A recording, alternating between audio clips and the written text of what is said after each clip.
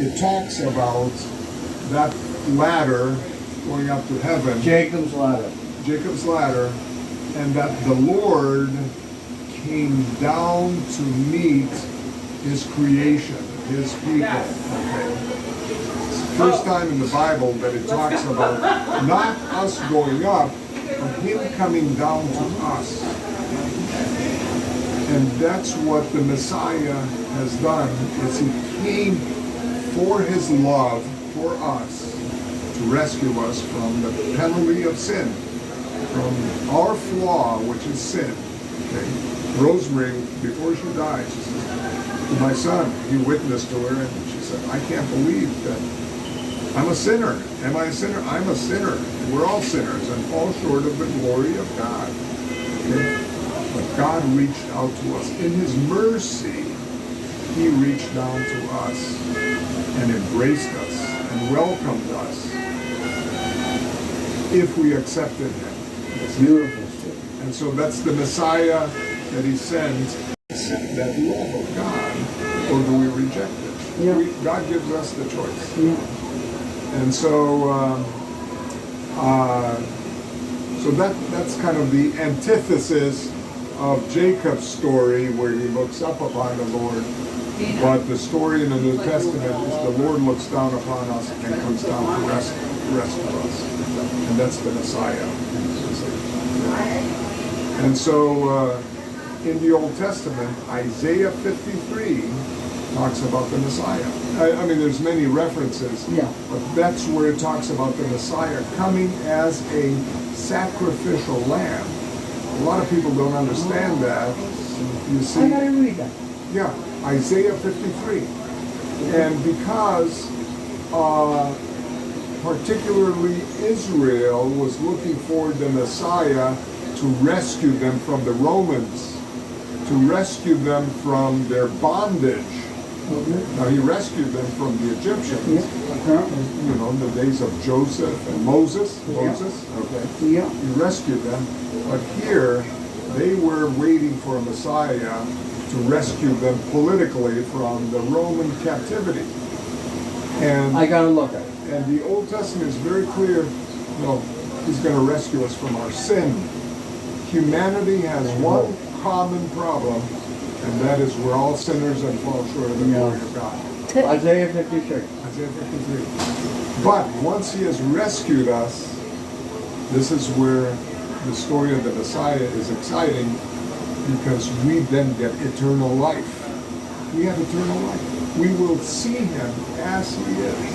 You see, the Apostle Paul, who was a Jew who actually he persecuted Christians.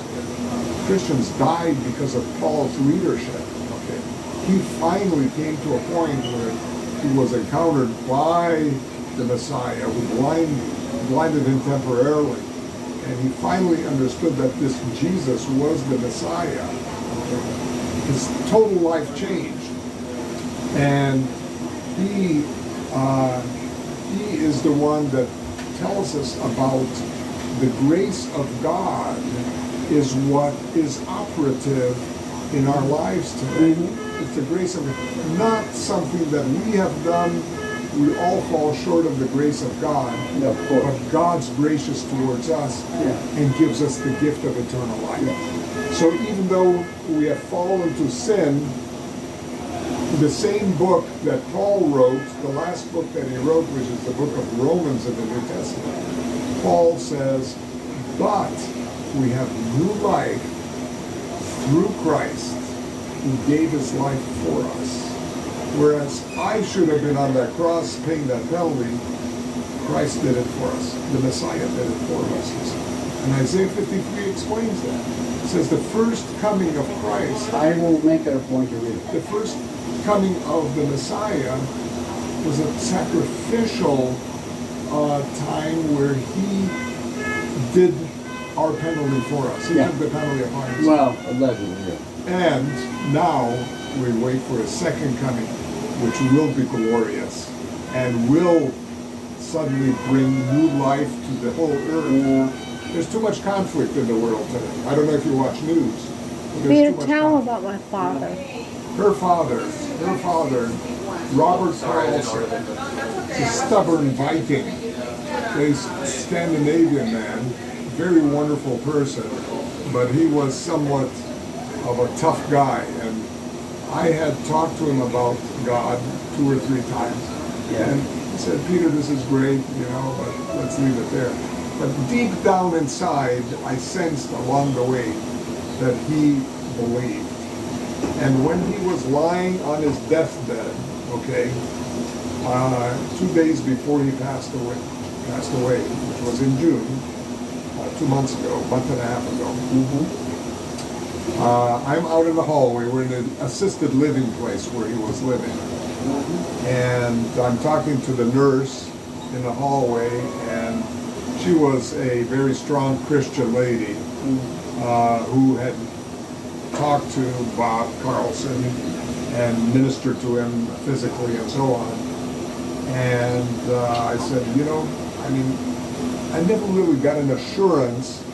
I believe that he is going to heaven. I believe that he's going to have eternal life.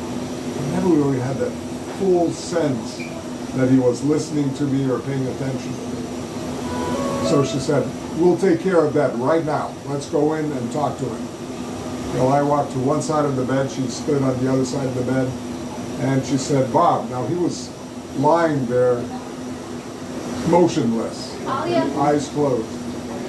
But you know he was listening. They say that the last thing to go before you're gone is your hearing. Okay? And she said, Bob, Romans, same book that Paul wrote, Romans, Paul says, if we... Not at all. Peter's saying to show Evelyn one day when we see her. Yeah, we'll see her. We're going on vacation with Evelyn in Europe. So I understand. And we're going to Barcelona and Bilbao, Spain, and Rome. Okay. Yeah. Go safely. Well, thank you. Yes. So go ahead, Peter. So she, the lady, the nurse, says, Robert, it says in the Bible, if you declare with your mouth Jesus is Lord and believe in your heart that God raised him from the dead, you know about the resurrection, you will be saved.